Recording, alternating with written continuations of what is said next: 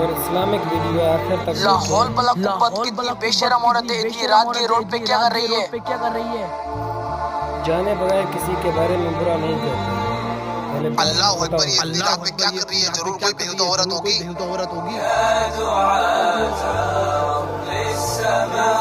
माफ कीजिएगा बहन। जी भाई बोलो। बहन, मैं फजर के टाइम आपको रोज यहाँ पर खड़े हुए देखता हूँ और आने जाने वाले लोग आपके बारे में गलत समझते हैं और आपके बारे में गलत बोलते हैं। आप यहाँ क्यों खड़ी होती हो? भाई लोग मेरे बारे में गलत सोचे, इससे मुझे कोई फर्क नहीं पड़ता। भाई रोज मुझे इसलिए यहाँ पर खड़ा होना पड़ता है क्योंकि सुबह के वक्त बहुत अंधेरा होता है और मेरा बेटा अंधेरे से डरता है, वो मस्जिद तक जा नहीं पाता है, इसीलिए मैं उसे मस्जिद तक छोड़ने आती हूँ।